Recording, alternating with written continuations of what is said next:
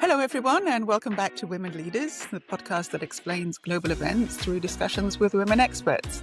And welcome to ELN, the European Leadership Network, the home of this podcast. I'm Ilana Beit-El. I'm a Senior Associate Fellow at ELN, and I'm your host for this conversation with women who are leading and shaping the world in many ways and fields. The United States is celebrating its 250th anniversary on the 4th of July. So first off, congratulations. The US is a unique experiment in self-government for the people and by the people. The past few years have often brought a negative focus upon the US, from unpopular wars to unpopular presidents. But it is also well to remember that for many, and not just in the West, the US has for decades been a steadfast friend and a strong and positive leader. Maybe the sense of change is due not only to personalities, though that definitely plays a strong role, especially lately, but also due to age. 250 is quite a number. 2.5 centuries, a quarter of a millennium. Maybe not quite as many centuries as Russia or China or most European states, but also no longer as young and gauche as it was. No longer an adolescent or even a young adult. In fact, the US now has a long history of its own, and it has to grow up. So is that what's happening? Are all the battles, internal and external, a sign of growing pains or a malaise? Laurel Rapp is director of the US and North America program at Chatham House. Until January 2025, she served as the deputy director of the U.S. Secretary of State's policy planning staff, responsible for U.S. grand strategy, and someone with many perspectives of the United States, both as a citizen and as a diplomat, and as an observer of its fascinating governing structure. Hi, Laurel. It's a real pleasure to have you with us. Wonderful to be here. As ever, tell us a little bit about yourself and your career. I moved to London 6 months ago after living in the United States for many years. I was a diplomat working for the U.S. State Department for 14 years. I started under Obama. I served during the Trump administration for 4 years, Biden for 4. And I'm on a new adventure here in London running the U.S. and North America program at Chatham House.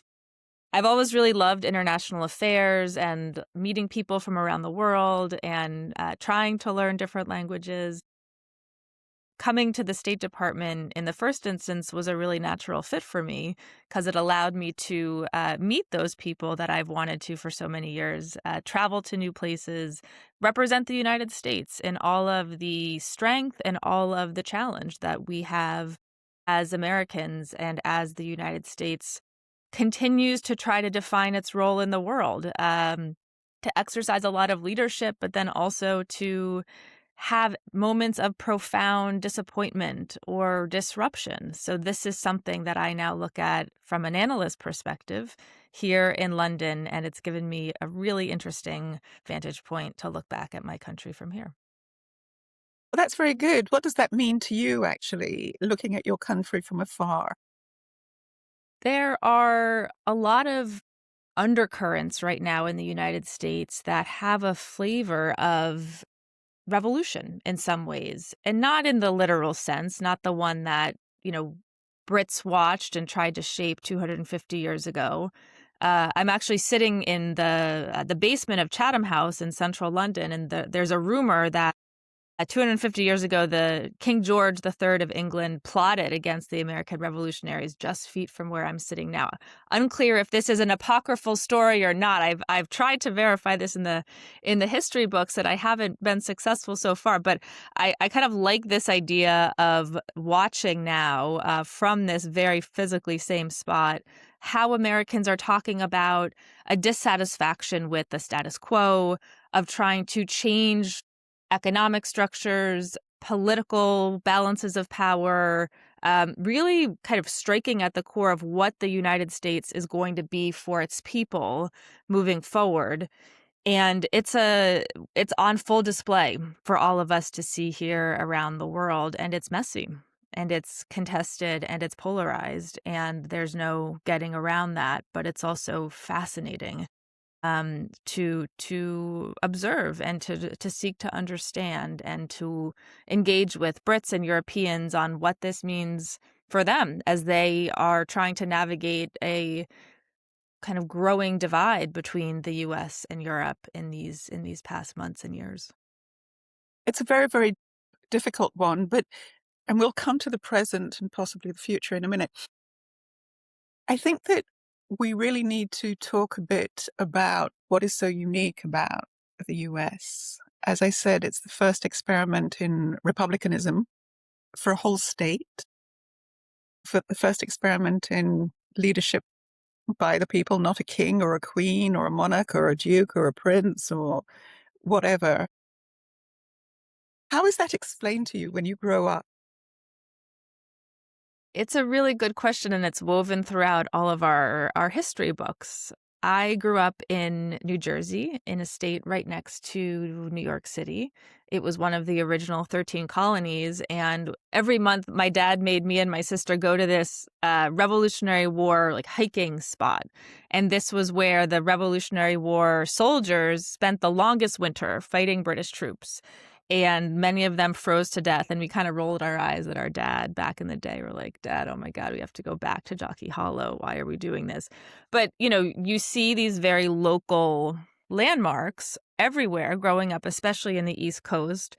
And you do have a certain awe to say this small group of people leaving Great Britain, trying to strike out on their own in pretty hostile terrain with very limited food, building a new structure of government that hadn't been tried before, that believed that, as they say, all men are created equal, of course, men and white men. But this was a novel idea in Western governance conceptions, right? And so this is the founding story of the United States. It has been an incredibly contested history of how that is actually manifested and enjoyed by all American citizens. But that conception that there are no kings, there is not a singular hereditary ruler. George Washington left the presidency when it was his time after he had served his terms. And this was a pretty remarkable devolution of power that to this day continues to hold. So it's a messy system, and we're seeing that play out. Democracy is a participation sport, and Americans take that very seriously, especially these days. But that's the kind of intellectual undercurrent that I think makes the U.S. quite unique. Very much so. I was just telling somebody before that before I eventually settled on doing my PhD on the First World War history, one of the subjects that I looked at very closely was US constitutional history, because the US Constitution, so much debated, not just today, forever, offers huge amounts of guidance about the US history as well as how the US behaves. Could you talk a bit about the Constitution? Because most people really don't understand either the separation of powers or why the Constitution is so important in the US. There are two really seminal documents for all Americans, right? The first is the Declaration of Independence, which is what we are now celebrating as part of our 250th anniversary, that establishes the separation from Great Britain and the establishment of the country. And then the Constitution, several years later, offers the kind of legal and moral foundation of what this country's institutions and structures will be. And it has been updated several times through constitutional amendments. It's quite hard to amend the Constitution, but it's been done.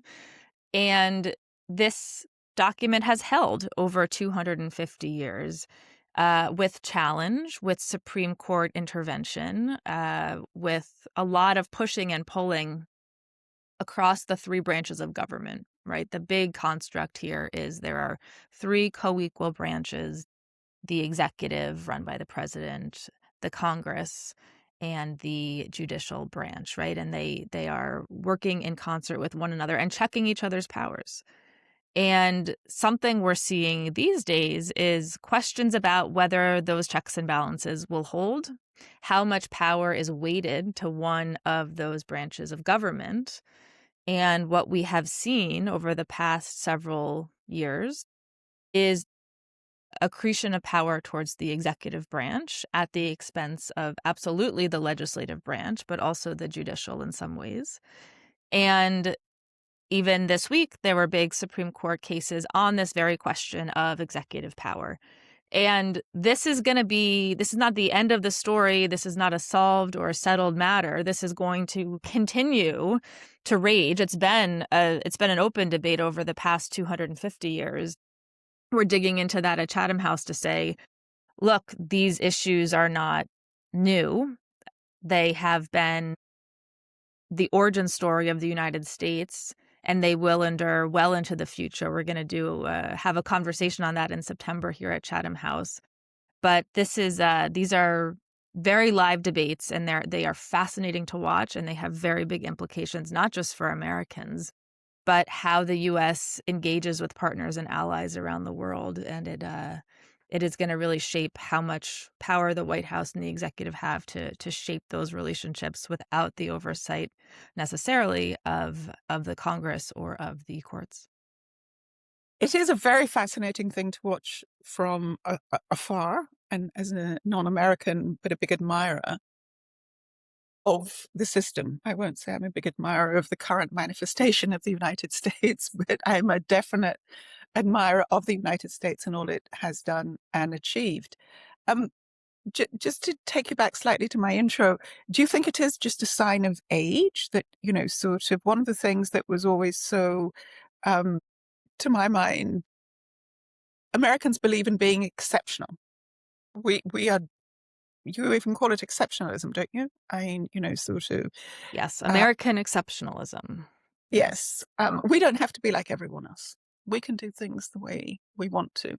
How much was that, do you think, to do with the fact that you were new and different? And how much was to do with the fact that this is some kind of ideology that you grow up with? 250 years, you started to say, is not so young, no longer an adolescent. But when you look across the sweep of history of many other countries around the world, it's really young, Mhm. right? It's quite young. I now live in this deeply, deeply storied, historical, ancient country, and I walk down the streets and I see the placards of so-and-so lived here in 14 whatever. Go to the cemeteries, you see these really, really old structures and gravestones. We don't have that in the United States, and I think there's just a sense of time that is really different. Americans have always been in a hurry. I think they're still in a hurry to try to accomplish, to innovate, to build, but also to destroy systems that are no longer working for Americans within their country and maybe sometimes outside their country. There is a sense that the United States brings something distinct to the world, right? And this has been the origin story and the narrative of the US from the early days. The city on a hill, right? That the US isn't just a country like any other that has a set of narrow national interests to advance, but there is something broader about its values that undergird how it moves about in the world. And we talked a lot about this when I was serving at the State Department. And look, there are so many times when the US has fallen short of those ideals. There are so many times where there has been questions of, well, you say this over here and you do this over here. And the sort of counter to that argument, and the answer is absolutely. But the other piece of it is that when you are a country that seeks to present a set of ideals, universal values, you are therefore then held to a higher standard and you are putting yourself forward to be criticized to say, well, you're not meeting those standards. So I think the question therefore is it worth putting those values forward? And I'm not just talking about the past couple of years, because I think that in particular, there have been huge questions about whether those values still matter at all. But across the sweep of U.S. history and where we will go in the future, should the U.S. have a set of values that are beyond just commercial interests, trading relationships, or is it now the time to say the era of kind of the shared values, especially as it relates to the transatlantic relationship, right? Democracy, human rights, participatory government, right? Are these values something that no longer are as central to this relationship? And so therefore we must do the narrower things. That's where we are right now.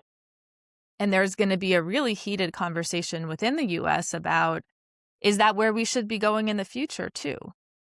My own view is that you shouldn't at least abandon some of those core values, because I think that is something that is distinct about the United States. But with the full knowledge that you will have criticism that you are not meeting those standards and those values, because that is also just the course of history broadly, including the history of the United States. Let's park the ideals for just 1 minute, because the other term, I asked you about the Constitution and the structure of the US. Another term I've always found absolutely crucial is manifest destiny. Can you explain manifest destiny? You're making me reach back into my history books from high school. This is good. The early settlers to the land that became the United States were mostly on the East Coast, right? New York, Maine, North Carolina, Pennsylvania. And as the country, or as the settlement before the country was established, grew, there was a push west to settle uninhabited land, right? And in fact, that land was not uninhabited. It was inhabited by a Native American population who had lived there for centuries and had their own settlements, their own culture, their own language, their own ecosystem. But there was a view that if this settlement were to prosper, it had to push westward. It had to settle more land. It had to find the natural resources to power these villages and these towns that grew into cities. It had to have access to major waterways. It had to have buffers against those entities who would seek to threaten it, whether that was to the north or to the south or to the west. And so this conception that this young country that then became the United States had a destiny to push westward and to take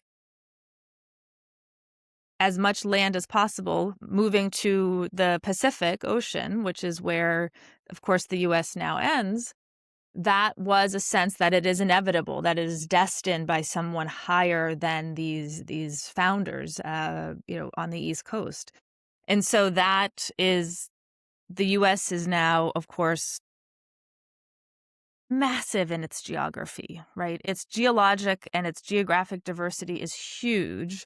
It has access to incredible natural resources. It has access to incredibly strategic waterways. It has borders that are more easily defensible than most countries have because of the natural water barriers of the Atlantic and the Pacific Ocean and the Gulf of Mexico, or Gulf of America, as you want to call it these days. And that is a huge strategic advantage the U.S. has. But it also, and this is something that is a deeply contested part of the U.S. history that a lot of the U.S. at 250 celebrations are trying to paper over, is the impact it had on the Native American population, which many have assessed with the sort of factual basis that there was a genocide or mass expulsion, right? Whether that was the intent or the effect, Native American communities across the country were decimated. And that is still a legacy that many Native American communities deal with today as this Manifest Destiny project unrolled. So I've always found that really interesting, because on the one hand, you could say it's the story of mankind. It literally is the story of mankind over millennia. I'm sure that people who came up from Africa into Europe or spread to Asia, sort of however many hundreds of thousands of years ago, got rid of other people who were there and sat in their place, because everybody's always been looking for resources and capabilities and a better life. That's what we do. And through that, we evolve and all the rest of it. And you could add that in addition to manifest destiny, there is also the issue, as you alluded to before, no women, no blacks. There was slavery. So the US was created on the basis of, if you want, contradiction, that it's all about democracy, self-rule, the people for the people, by the people, and at the same time eliminating others. And I think that, as I say again, is history. That's the way it's always gone. But do you think there's any sense at all, and you've just noted that, papering over, is there any sense at all within the US that we have to understand the contradictions in our history? This is the huge culture war going on right now out of Washington, because history is powerful, and understanding your history, your country's history, gives you a better sense of how you should move about in the world. And there had been, over the past decades, a growing effort to try to center some of these voices who had been silenced, whether it was from the civil rights movement, whether it was from the Native American community, whether it was women's rights and suffrage, right? These are newer voices who have been given more prominent places by people in power to say that they are not threatened and challenged by those narratives and those perspectives.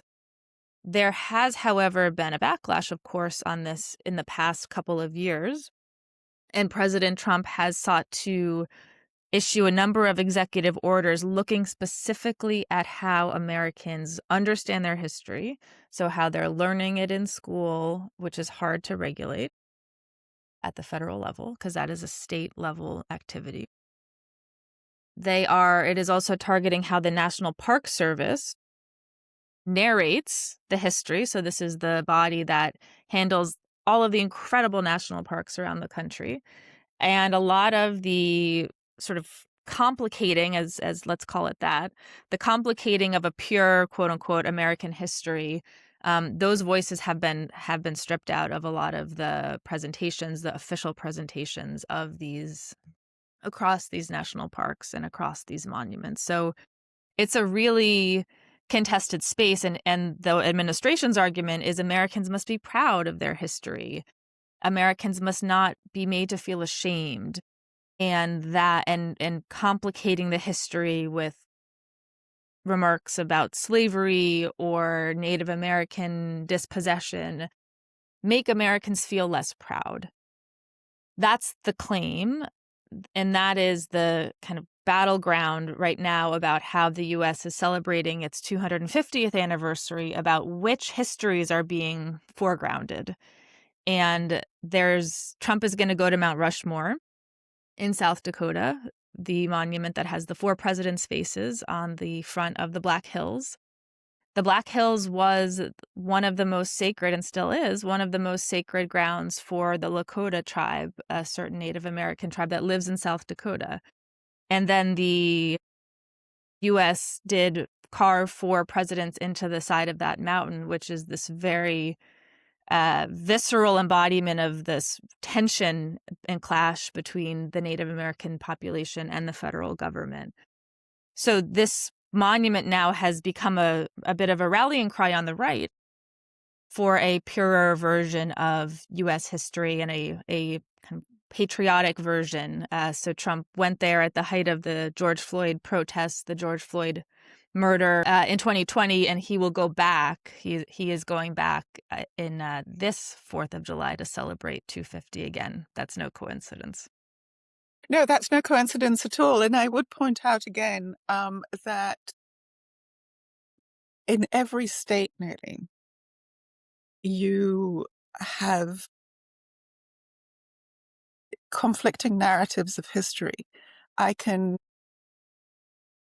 One of the ones I always love to recall is sitting next to two very prominent Nordic people. I won't mention names here, but one of them was from Sweden and the other one was from Finland. And this was a seminar, and we were all going around, introducing ourselves, who we are, and as one does, and whatever. And, the prominent Swedish man points out that, sort of being Swedish is wonderful, and that, how much we've done for the world, and blah, blah, blah. And Fair the, enough, fair enough. fair enough, fair enough. And the prominent Finn introduces himself, but then points out that his name is actually not the original name, because when the Swedes occupied and colonized Finland, then everybody had to change their names, and the original name was, and that, sort of, it's lovely to sit next to my ex-colonizer type thing. And so my only point is that even in the places that you think are the most quiet and upright and coherent, you will find that foundation stories and histories are very complicated. They are never this sort of simple, easy narrative that we turn it into for national purposes, and that it's people at the end of it who live that.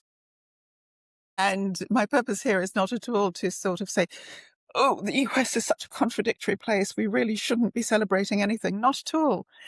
We should be celebrating its great success. So what does it mean to grow up American, really, from that point of view? One of the things that I think makes the United States exceptional in being American is that there is no singular ethnicity that makes us American. There's no single religion that makes us American. There's even no single language that makes us American. And that's also, of course, contested ground these days. But in my view, that is one of the greatest national strengths that being American has. We are all nations of immigrants. My immigrant story is 4 generations back from family in Italy and Ireland who came over on a boat from Ellis Island. And when I visit Ellis Island, right near the Statue of Liberty in New York, I can see my family's name, the Italian names and the Irish names. And so my story is the same as all of the other stories of Americans, some of whom came over on the Mayflower many, many decades ago. And I do understand in family lore, maybe at some point I had a relative on the Mayflower. But then there are many of us who have stories that are 1 generation or 2 generations, or even the first generation American to come from another country who brings their culture and the richness to enliven our community and to enliven the United States. There's a concern right now about, is the American dream dead? Is this something that we can still achieve? This idea that if you work hard, if you are innovative and creative, if you do your best, you can succeed. You can give your children a better life than you were able to start with in the United States. And the data right now says that most Americans still believe the American dream exists. It's less than it was a couple years back. I think 69% now say the American dream is something I can still achieve, down from 73% back in 2024. That's still pretty incredible. It is.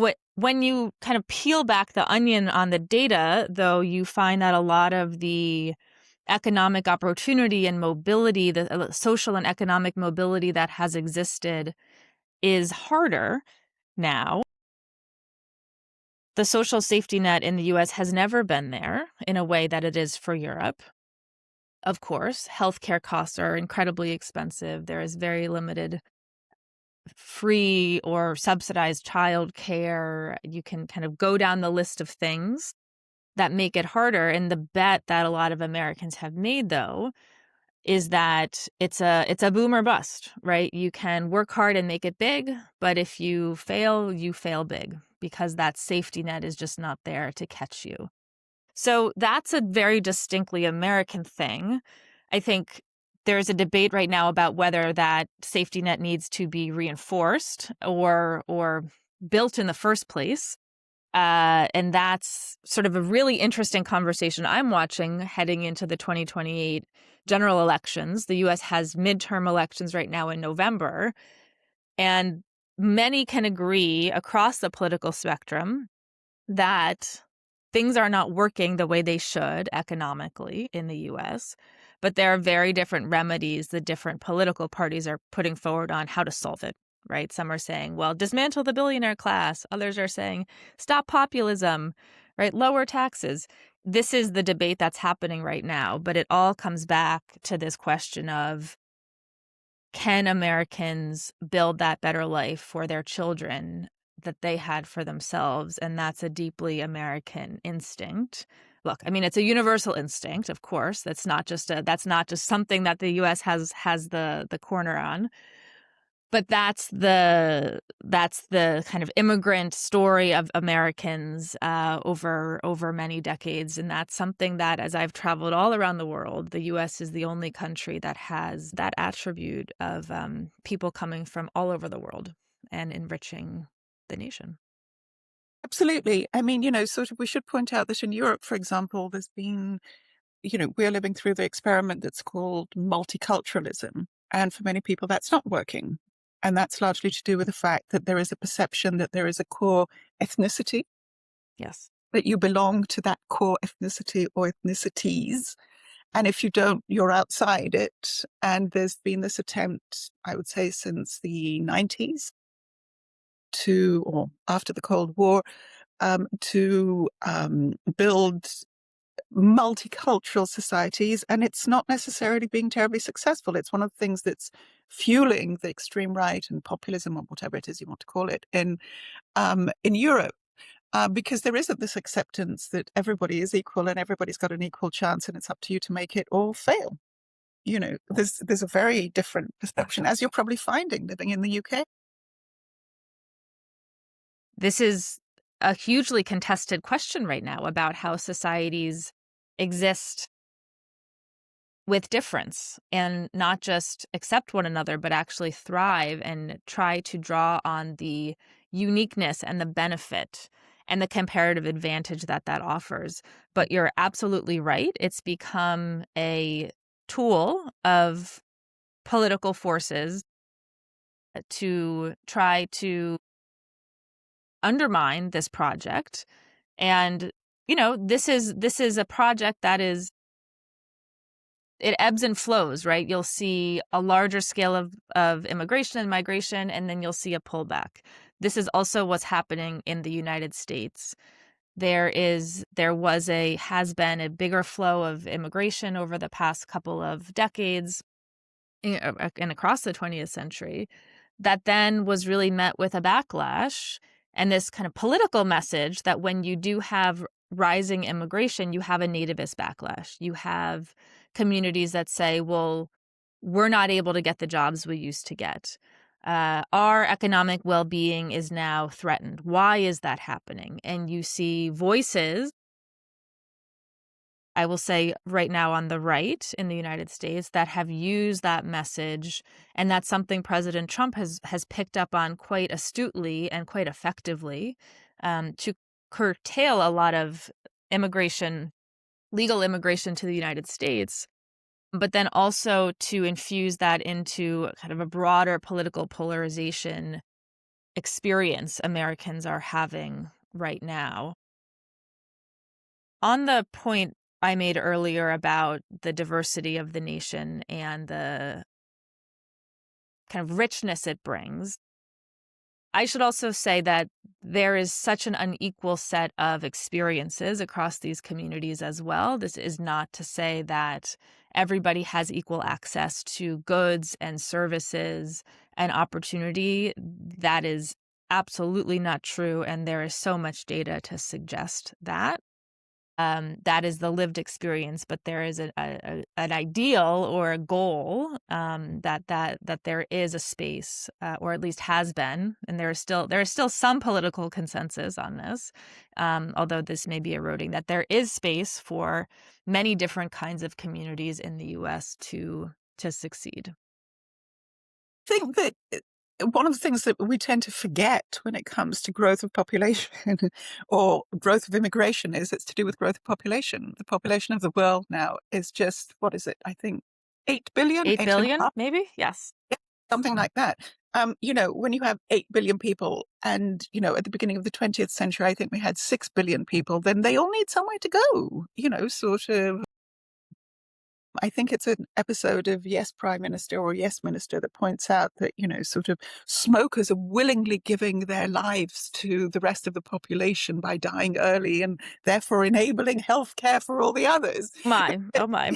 Sort of, if you think about it, the massive success of science and also USAID and a variety of huge, European donations and all the rest of it is massive population growth and indigenous people doing it for themselves.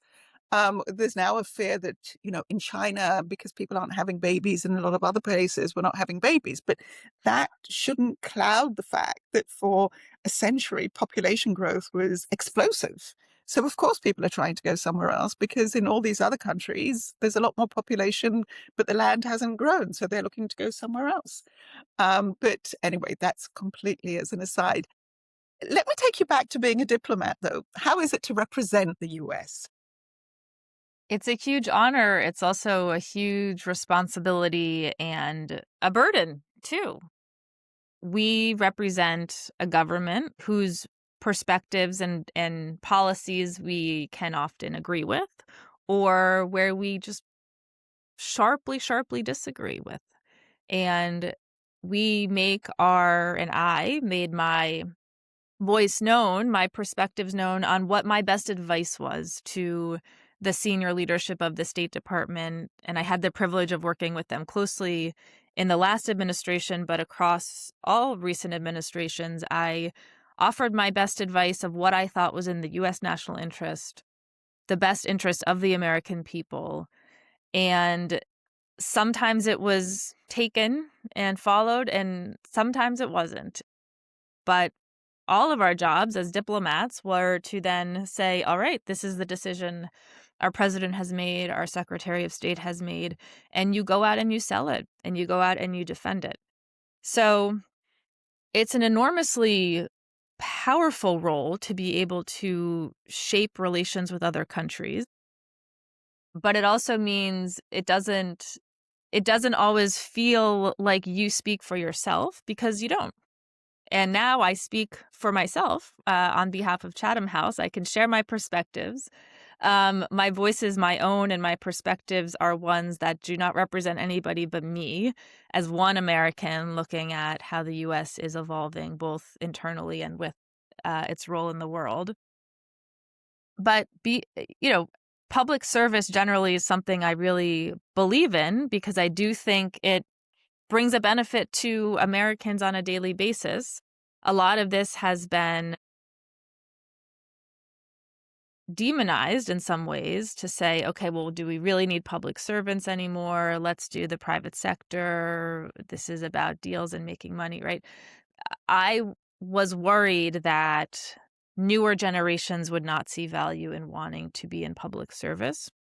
And I taught over the past year at a university in the US about U.S. diplomacy, kind of the practice of diplomacy, not the policies, but how you actually do the work on a daily basis, right? Like how you write the memos to the bosses, what sort of meetings you, right? Like the kind of tactics of diplomacy, which sounds boring, but we made it fun. We made it fun, I think.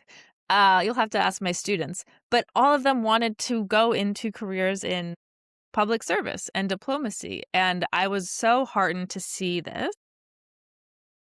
And, they brought a really critical eye to how the U.S. moves about in the world. And those are the kinds of diplomats we want and need, ones that aren't afraid to speak up and voice their views, and then are going to be willing and able to carry those decisions out, whatever they are, as long as they're lawful, of course, on behalf of their government. So it was a great honor, and I also am enjoying the freedom now to speak to you and to speak to many others about the things I'm excited about, the things I'm worried about in the direction of U.S. foreign policy.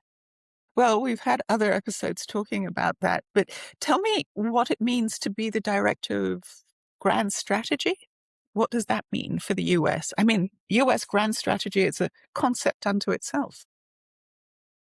For the past 4 years, I worked in this office called the Secretary of State's Policy Planning Shop. And this was a small team. So the State Department is massive, right? When I left last year, there were 75,000 employees, some of them based in Washington, a lot of them based at our embassies and consulates around the world. There's a small office that advises the Secretary of State directly on not just the crises of the day or the week, but what are we trying to accomplish in the long term in the world?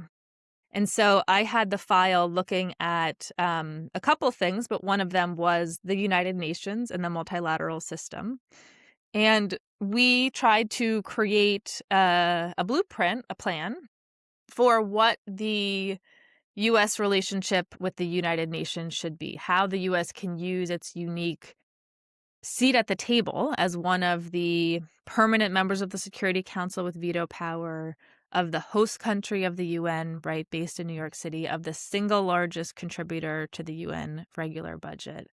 So the US has enormous influence in the UN system. It's also not working as well as it could be, of course, right? Not just because of great power competition between the US and China and Russia. There's a whole host of reasons why the UN is struggling right now to deliver on solving problems, right? In being that effective multilateral institution. And so we are looking at ways to try to do this. One of the other things we did on this team was to look across the full picture of how countries and regions and topics interact with each other, because so often at the State Department, and this is how I started, the Bahrain desk officer during the Arab Spring, narrowly focused on a singular topic, and you learn a lot about it. In our office, we were trying to zoom out and look at macro trends, big questions. What does it mean to have the international order be upended? What are the big risks that we see ahead over the next 2 years that could happen in the world that would undermine the United States' ability to execute its foreign policy agenda? And then try to make plans to, if those things were to happen, how to improve the chances that it would not significantly erode our ability to do our jobs. I'll give you one example. We did not anticipate that the Taliban would be able to take Kabul as fast as they did in 2021. The Taliban came in very quickly. We remember all of these pictures very well. U.S. helicopters leaving with hours of notice, people running onto the tarmac to try to get onto those last cargo planes. And we said to ourselves, how could we have missed this? How did we not anticipate that this was a scenario that could happen? And so we built a system to then say, okay, what are the risks we see ahead? What are the things that could happen in the world? Whether they are, political instability in a country or some like natural disasters and climate related challenges. How can we be more prepared in the future for things like this to happen and make plans now to get ahead of that? And so that was a fascinating project, and something that I think we all, in this world of risk, right, in this world of uncertainty, you have to first know what you're going to worry about. And if you don't have that concern on the horizon, it's going to be a lot harder for you to actually manage it when it comes down the pike. And so that's something we're looking at here at Chatham House too. What are those longer term trends? What are those longer features of U.S. foreign policy that will outlast these next 2 years or 3 years, that are more structural, and ones that European partners should start to plan for and say, okay, there's a risk over the next couple of years from a European perspective, right, that tariffs will not go down. there's a risk from a European perspective that the US will not invest in NATO and European security in the way that it did. So you've got, you got to have your list of risk, and then you also got to have your list of opportunities to say, okay, well, what's the opportunity here in AI and emerging technology? How can we get ahead of or capitalize on some of the opportunities here? And you kind of you manage those two lists, you make sure you can mitigate as many of those risks as possible, and you try to build out the opportunities as much as you can. So we're trying to do that here at Chatham House, and it's been a really fun experience to do that over these past 9 months so far. I'm sure it was, but of course I have to now ask you, Iran must have been on your list of risks at the State Department. It's a perennial. Iran has been on the U.S. list for years of risks, right? It's been on the list since 1979, and of course, even before that. I worked with colleagues who were hostages taken by the Iranian regime in 1979. I worked with colleagues who have had family members kidnapped and held hostage more recently by the Iranian regime. So the risk that Iran poses to Americans is there, and there is a history of this very fraught relationship over the past decades. And so the threat perception is largely a shared one across Americans, and many Europeans too say that Iran having a nuclear weapon is unacceptable, that Iran's ballistic missile systems are dangerous for the region, that Iran's support to regional proxies in Yemen and Lebanon and Iraq are dangerous and destabilizing. But there's a difference then on what the remedy is, right? How do you deal with it? And the US has answered this in different ways over time. The US sought to answer this through diplomacy 10 years ago.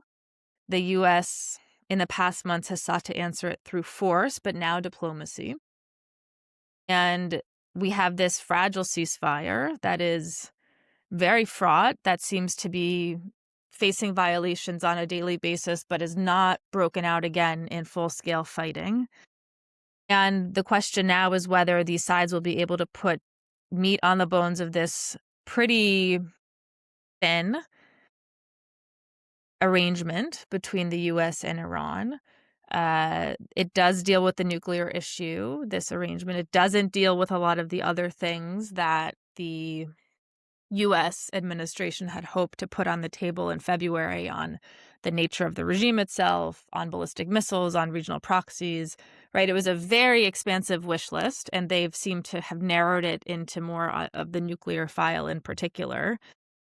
But the US, we're looking at this in our program. How is the standing of the US in the region today versus a year ago? It's not a good picture. And Hormuz, in particular, is now a huge point of leverage for the Iranians. Look, I was involved in some of the implementation and framing of the Joint Comprehensive Plan of Action 10 years ago. It was an incredibly intensive process over 20 months, highly detailed. And we're now seeing a lot of the pieces of that arrangement come back in smaller amounts here in smaller arrangements. So I'm still a very big believer in, diplomacy. Of course, a former U.S. diplomat would say that, but we always will end up there, right?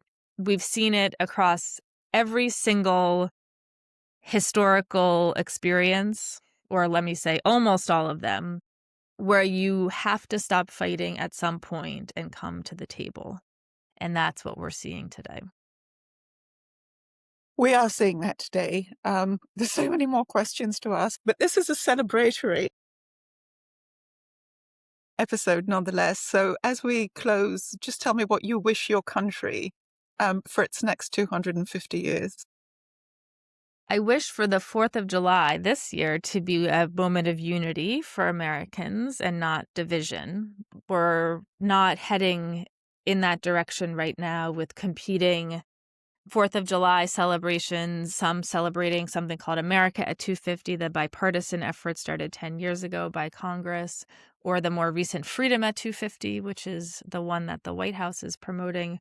So this, I would love to see more unity, more Americans coming together, less political polarization and sense that our differences divide us. I want Americans to feel like our differences unite us. I am not optimistic in the near term for that goal, but I hope over time that we can get there, that our differences are actually a source of our greatest strength. I think that's a very, very nice place in which to bring this great conversation to a close. Really, I've so much enjoyed talking to you. Thank you so much, Laurel. Thank you so much for having me. It was wonderful to be with you, Alana.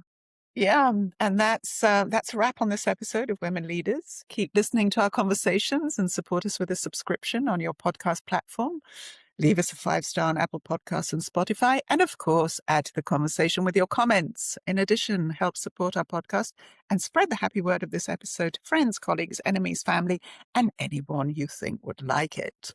We're on all media, so reach out on Instagram as @women_leaders_podcast and on YouTube and on ELN, Twitter, Facebook, and LinkedIn. All information and links mentioned in the episode can be found in the notes. I'm Ilana Beit-El, together with my friend and producer Florence Ferrando, and we'll be back very soon with another great conversation.